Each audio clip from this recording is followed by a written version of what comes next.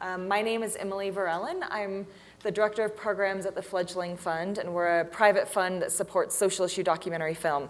Not necessarily this one, but we believe in the mission of film to inspire social change. And so I'm really excited to have a conversation with both of you. And so I'm going to just hand it to you guys for a second to tell us who you are, although I think probably the film speaks for itself. But Margaret, do you want to just say a little bit about who you are and maybe what you did before this film?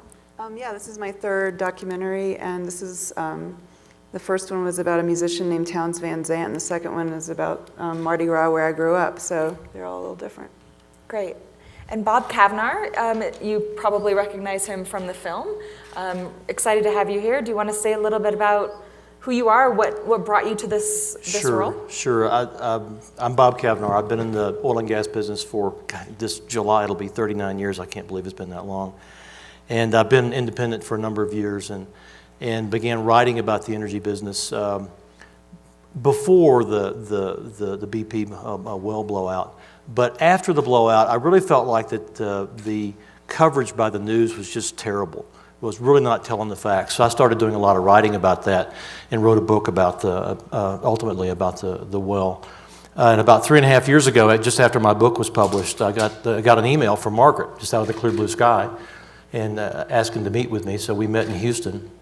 And she told me she was making this film about the BP oil spill and the effect of the people on the people in the Gulf and the industry in general, and really wanted to get it right factually about the technical parts of the oil and gas business, and asked me if I would help. And so I agreed to do that. And so we consulted for over 3 years on the film.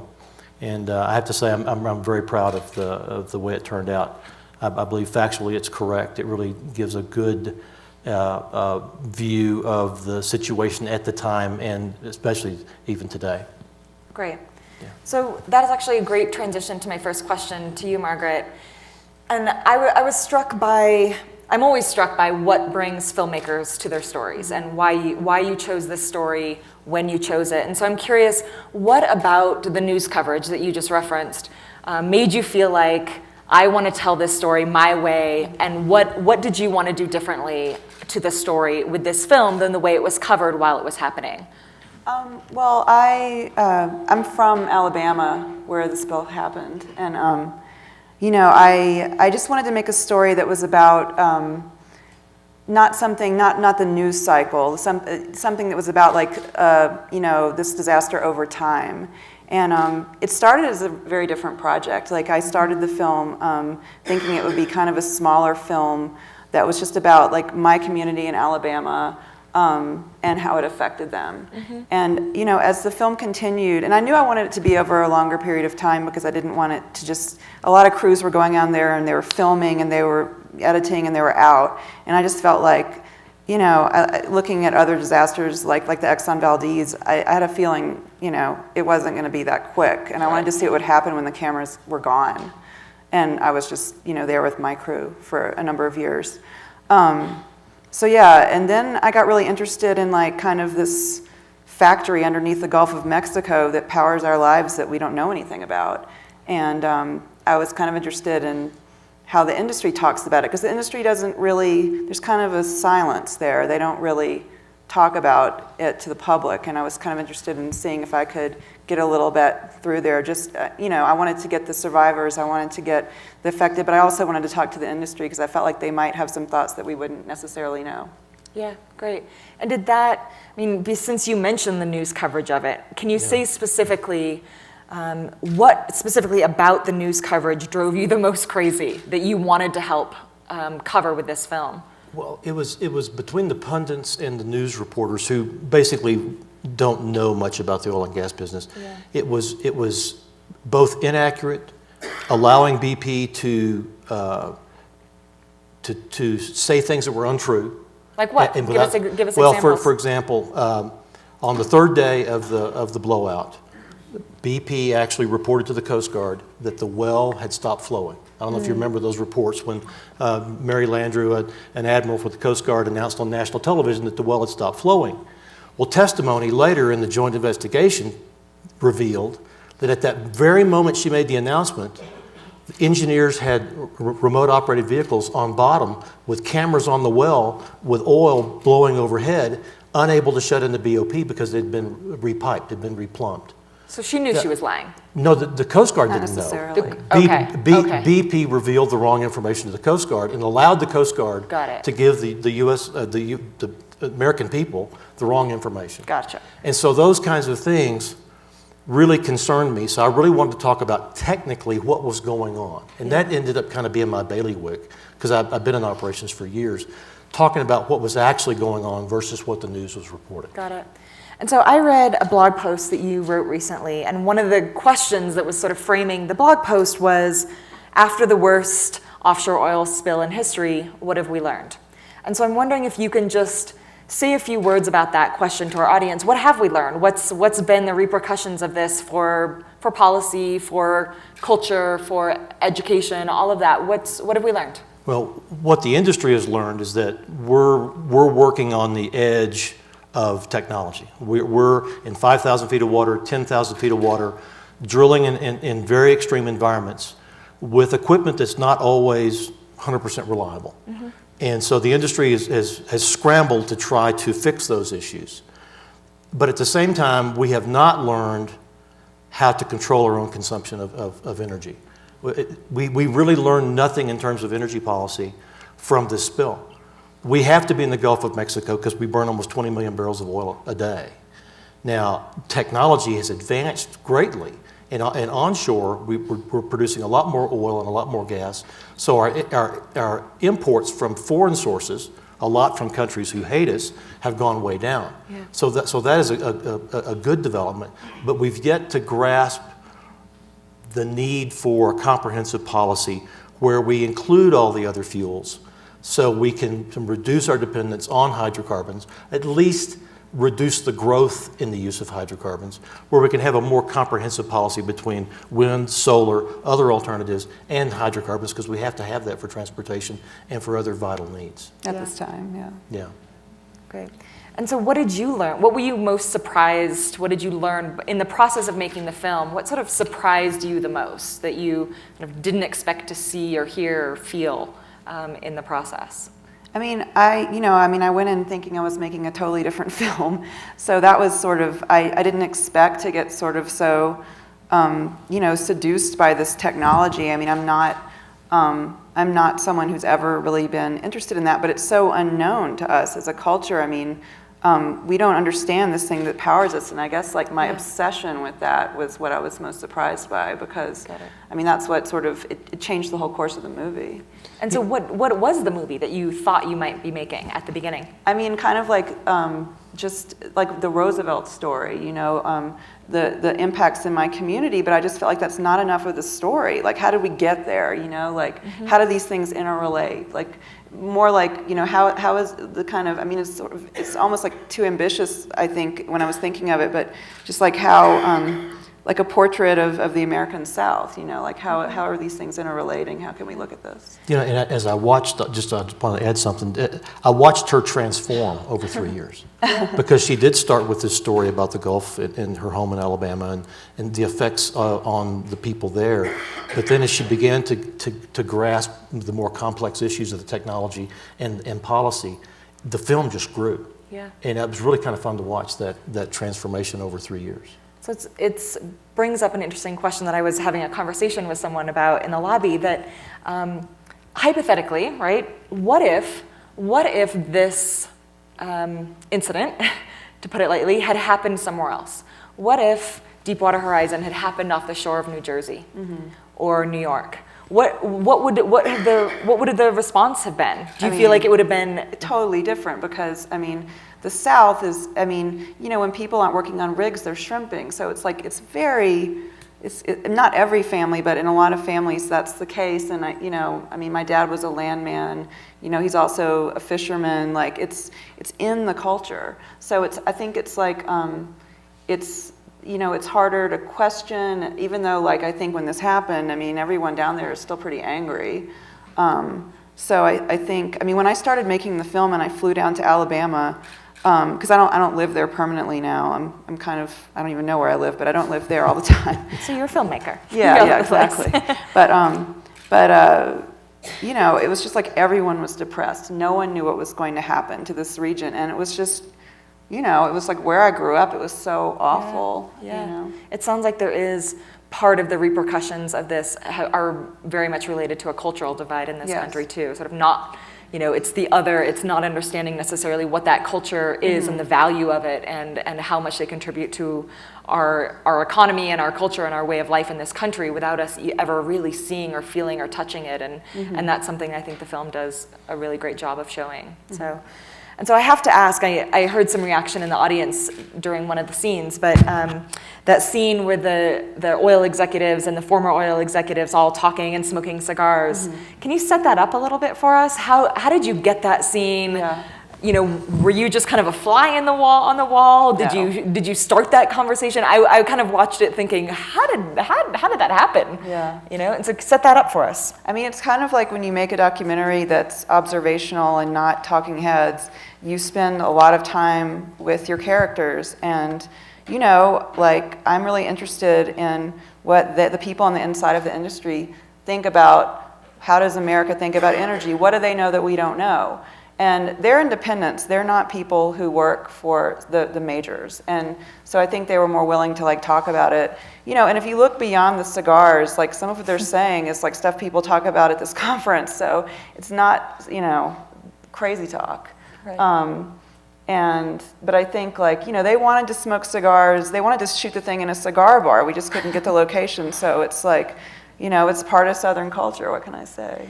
And do you feel like they were censoring anything with you there? Like how genuine did you feel like that whole conversation was? I mean, I feel like, yeah, like I think after, you know, a few martinis in, like you get more genuine, but I think, True. I think like, you know, I think they were having I was sort of like talking to them a little bit, but at a certain point they just started talking to each other, and it was like I wasn't there because they you know, they wanted to talk about, but you know, come on, I mean, whenever there's a camera there, there's a camera there. Yeah. So in any situation, so I would never say the camera was absent, but but I would say that like they were getting into it. Have they seen the film? Not yet. What do you think they would think about it? I mean, I think, you know, I'm not sure they're going to like it. I hope they like it because I think, you know, if you get beyond the cigars, I think there's really value to some of what they say, and I hope people can hear it. But I also think, I think like, you know, it's not all positive. So, but hey, every time I've made a documentary, you never know what people are going to think, and some people hate it and some people love it. So yeah. Absolutely, that's the nature of art, right? Yeah. That it's not a fact. Yeah, but I mean, I will say that like in the industry, people don't normally talk about this stuff. So, you know, they did go on record and talk. So, you know, I think they knew what they were doing. Yeah, Bob. One of the things that really stuck with me about the film was the ending of the film and just the sort of the updates about what's going on now with energy policy in this country and how, to me, it was such a clear parallel to the experience that we all went through post Sandy Hook, and feeling like, for me, that was like the moment I was like, oh gosh, now's the moment where we can rally around sensible gun legislation in this country. And I felt like there was this national moment, right? And I felt like after the spill, there was this national moment when people were, all of our eyes on it, all of our ears were on it, and yet here we are 4 years later, and we're still stuck with no comprehensive energy policy and nothing. At least what we see in the film, it feels like not much has changed. Yeah. And I wonder, you know, are we really so distracted and distractible and you know, looking at, you know, there's something shiny over here, and so we go in 100 different directions, that the only time we can really make legislation happen is the moment of a crisis? You know, is that the thing? That's one of the lessons I took away from Sandy Hook and this, is that we lost the chance. There are huge parallels in those two situations. Like after Sandy Hook, when there was the push for a very small step towards safety in guns of having universal background checks. Yeah. 90% of the American people supported legislation for background checks, but yet it failed. It failed in a filibuster in the Senate, and it failed badly in the House, even though everybody wanted that. In energy, it's more complicated. First off, there's a huge amount of lobbying money from the industry into the politicians. And we tend to be our own worst enemy in the industry itself because we allow lobbyists to speak for us. We don't go and talk to people ourselves. And I know in the film, Steve Wyatt said that we need to explain things better.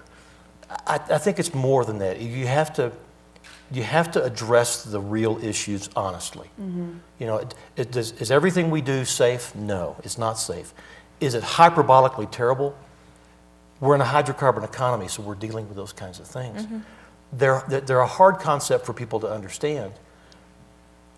But everyone who burns hydrocarbons, which is everybody in this room, if you got into a car or you flew in an airplane or turned on your light switch, you're burning hydrocarbons. We're all responsible for what we're doing today. Mm-hmm. By not holding our politicians accountable, we kind of stumble down the road and continue with no energy policy. We're not holding anybody accountable. During the civil rights era of the early 60s, LBJ didn't push that bill because he thought it was a great idea. He pushed that bill because thousands and thousands and thousands of people were marching. And they wanted something done. Just like the Vietnam War ended because thousands of people were marching. Nobody's marching about energy policy. We have this moment in time when these disasters happen, like Sandy Hook and gun legislation, or the BP oil spill in oil and gas energy policy, but yet the attention span is short, and there's millions and millions of dollars influencing those politicians to not take leadership. Right. And that's the challenge. We have to take leadership as a people to tell our elected leaders what we need done. Well, that kind of gets at my next question, but what is it? We're 4 years out. What is it? What is the sort of lever of change? Is it really marching in the streets? Is it calling politicians? What is it that both of you would sort of say to people that see this film that are feeling like, I want to take on this issue? What's the thing that you want them to do? I mean, there's so many things I feel like you can do. Like what? I mean, I feel like, I totally agree with what Bob just said. I mean, I do think it has to come, I think at the local level almost, like people in their communities, like what are the issues in your communities, like start talking about it. I mean, I made the film as like, I didn't want to make a film that was just a policy film. I wanted to make a film that was stories about people, and you can engage in that, and that would take you to starting to ask questions about this infrastructure that's underlying our lives. And I think it's pressuring our politicians. I think it's working together locally. I think it's things we do in our daily lives. I mean, I think there's so many facets of it. And I'm working with, my distributor to develop a campaign. So when you watch the film, when people just are in that moment of when to act, like there are things, because I think, it's a pretty dire picture in a certain way. So, and I do feel hopeful, Yeah, you do. Good. Yeah. I do want to say one thing. My producer, Chris Mattson, is here, who has supported me for all 3 films, and she supported this film, and I just wanted to acknowledge her. If she could she's shy, but if she could a little bit raise her hand. Thank you. Hey, Chris. Bob, do you feel as hopeful? No. Okay, why? No, it's, I'm very fearful that we have to have another disaster in the Gulf before people wake up enough to demand accountability from our politicians for energy policy. We need to make systematic changes in the way that we look at energy, in the way we burn it, the way we use it today. We're operating with the same control systems, the same equipment, the same rigs, the same everything that we were before the Gulf spill. There's more inspection criteria, there's third-party verifications, there's all those things that the industry has done. But typically when there's an accident, not of this magnitude, but typically when there's an accident, everybody pays very, very close attention for several years. Yeah. But then after years and years of successful performance and safe operations, people begin to become complacent again. Yeah. And so that's what will happen again unless we make systematic changes in the way we do business. Yeah. But in terms of energy policy, that has to come from us. We have to own our own use of energy. And we have to understand it. We have to begin to We have to take responsibility to understand it. And it's not an easy thing to understand. Yeah. And the industry loves to keep it complicated because then it's harder to establish a comprehensive policy that way. What do you mean we need to understand it? Can you say a little bit more about that? Understand where it's coming from and what the cause and effect of all that is? Is that what you mean when you say that? Well, we need to think about do we really need that SUV that gets 12 miles a gallon when we can drive a regular car that gets 35 miles a gallon? Mm-hmm. You know, just those personal responsible decisions. But it's also paying attention to our own economy. The EIA, that's the government agency that reports all the energy use in the country, does a great energy flow chart, all the energy in and all the energy out. And then in one picture, you can see every BTU of energy that the U.S. brings in and uses. And if you pay attention to that, you begin to understand where we can make changes. Yeah. Where can we add wind to supplement baseload gas-fired generation? Where can we increase efficiency? Where can we tweak the system, move the system to drive towards more sustainable sources and reduce the growth and burning of hydrocarbons? With no policy at all, it just grows unabated. Yeah. And that's not sustainable. And so, of course, there's state-level policy and federal policy that both are playing into this equation.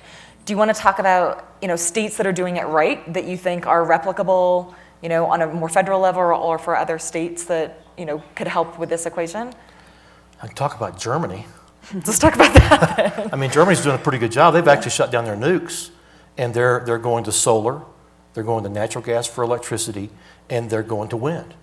And they've made a conscious decision to shut down the nukes after Fukushima. And so they of course, they have a more central government. They have a central government where we have a confederation of states, but they've made a comprehensive decision. France made a decision to go all nuke, and so they're now 80% nuke. They burn almost no hydrocarbons for electricity, and they conserve gasoline with high prices, which I think is unfair economically to certain classes, but that's one way to control it. In the states, California leads the way in environmental, but I think they do a terrible job in managing their hydrocarbon industry. Instead of just putting up blockades to certain things, a more comprehensive policy within the state about how energy is to be used is more useful than just slowing things down and putting more taxes on it, if that makes any sense. Yeah. So a lot of these decisions are economic, a lot of them are policy, but they have to be driven from the ground up. Right. We have to hold our politicians accountable. Yeah. And so, Margaret, if you had, before we're coming to you guys in a second, if you had a wish of who you would desperately want to see this film, specifically, who would it be? Well, I've been really inspired by, at Aspen Ideas, like how many people who are, teenagers and younger, under 25, just asking questions about the environment, And I heard earlier today that like 85% of people under the age of 30, of Republican and Democrat, they're all really concerned about climate change. And I just think, that's going to be who's deciding this, and I think I want them to see the movie. Okay. What would you say, Bob? I'd like people in the industry to see it. Yeah. I really do. I have to tell you, I think that Margaret did a great job with this. It portrays the issues very well. And, people in the oil and gas industry are thoughtful. They're not evil people. They're in an industry that makes a lot of compromises. But when you look at the results of some of the things you do, it makes people think. Yeah, great. So I want to turn it to you all. I saw your hand first. Go ahead. Yeah, great. Hi.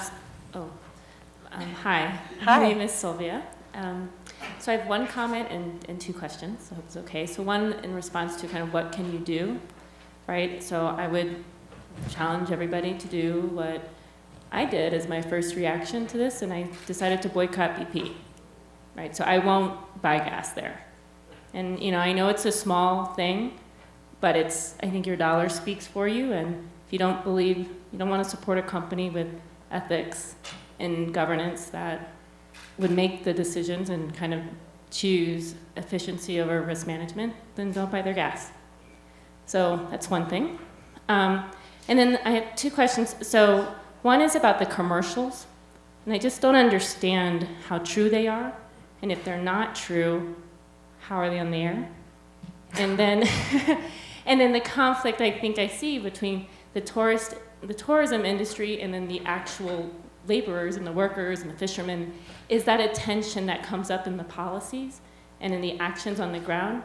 and then the last, maybe I had 3 questions, sorry. And the last one is, what are people doing to survive? Right, so if you don't have the resources, what are people doing now? Let me think of where to start with that. I feel like there is a tension between the tourism and the industry, because with the tourism, like that's a lot of the coastal Alabama and a lot of those places, like tourism drives those places, and so yeah, those places got cleaned up, but a lot quicker sometimes than, you know, the people in Beulah Battery who might not be able to speak for themselves quite as clearly. That was very visible down there after the spill, because people who own, you know, people who are used to using their voice, of course, it's easier for them to continue. But in Beulah Battery, like when no one shows up in the church with Roosevelt, I mean, you know, Katrina hit those people as well, and they're just not used to being heard. They're not used to getting treated fairly, you know.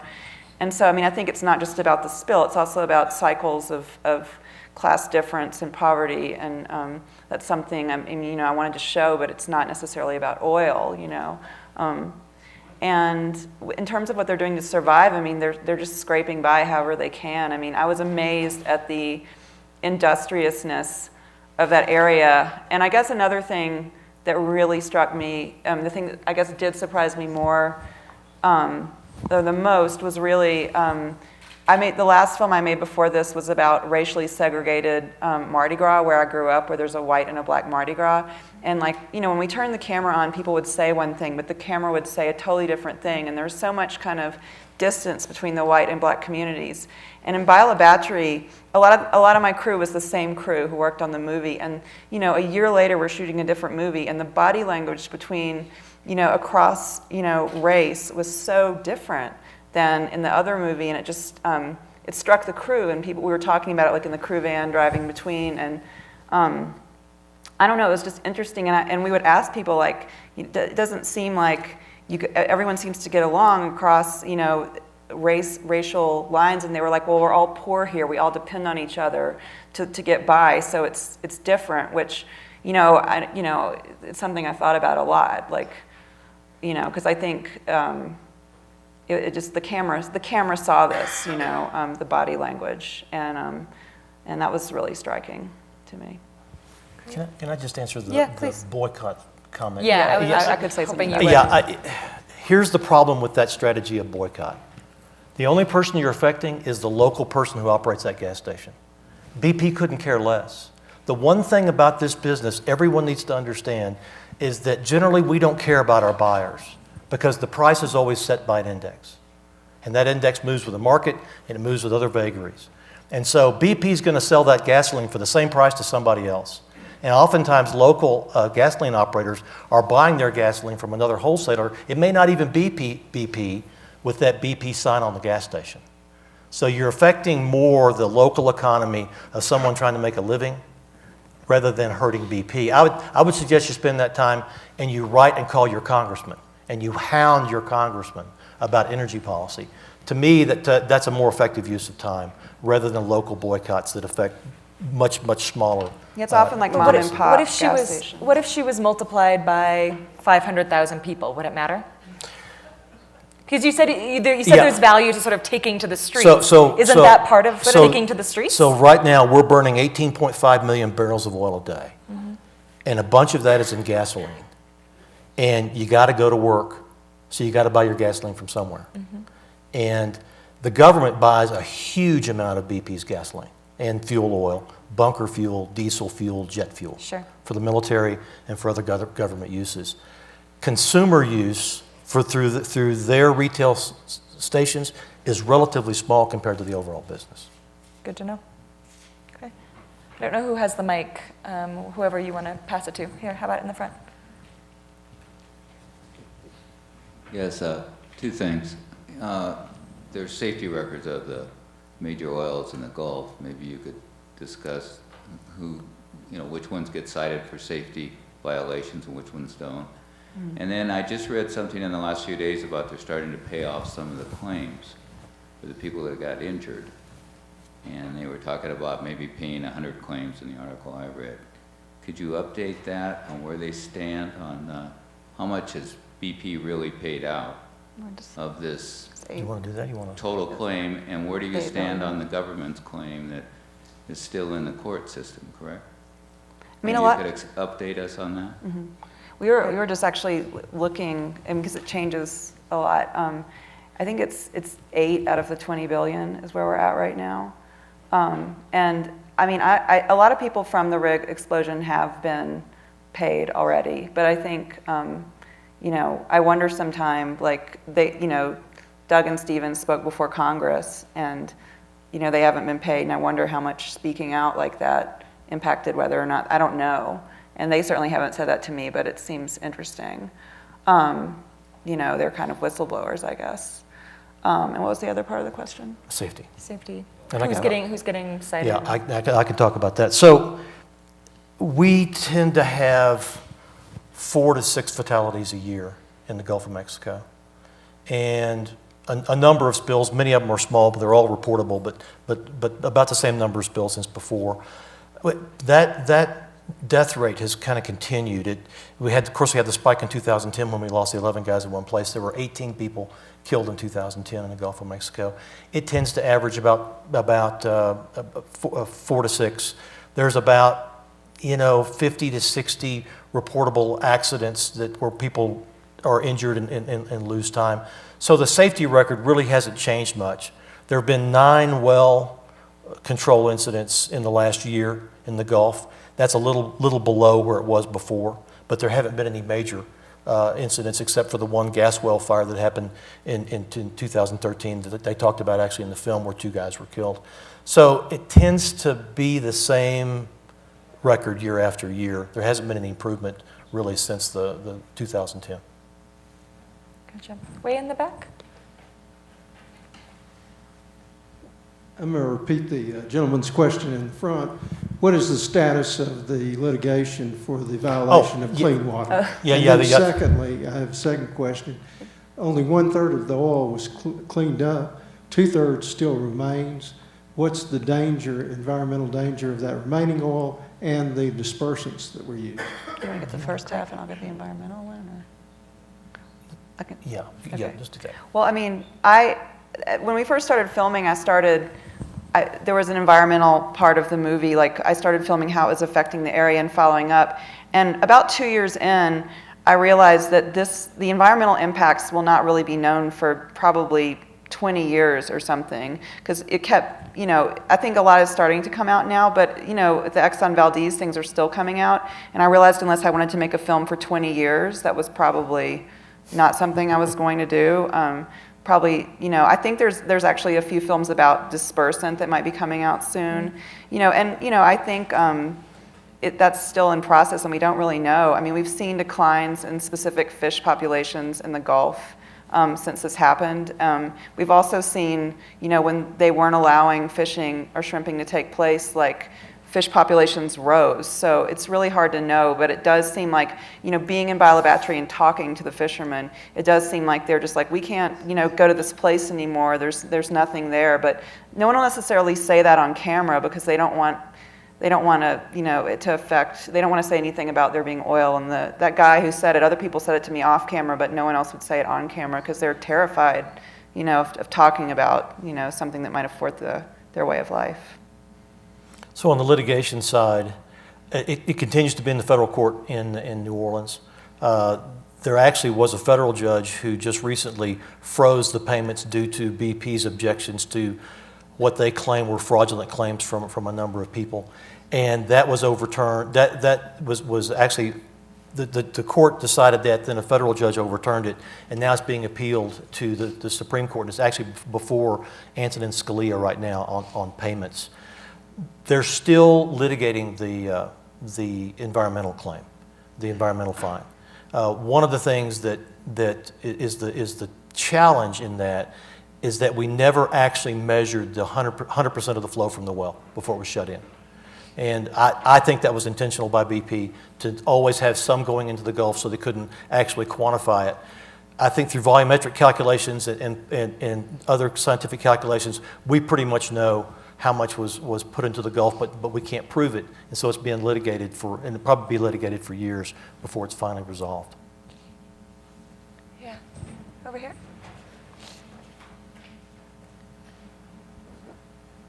So one contextual comment and then a question for Bob. On the contextual side, I think one thing that's interesting is if you go back a few years before the Deepwater Horizon accident, BP in a lot of ways was one of the most forward-thinking of the oil majors in the sense that they'd gone ahead with the Beyond Petroleum sort of symbolism. They'd done a lot of investments in solar, in wind, and in fact, I've heard from a number of senior executives within BP that specifically because of the focus on some of those other businesses, under John Brown, there was a lessened focus on safety and on some of the things that ultimately led to these issues. And the irony is that very clearly, as a result of this, that's completely shifted back the other direction. BP has mostly divested itself of its solar business, of its wind business, is very much focused back up on just the oil business.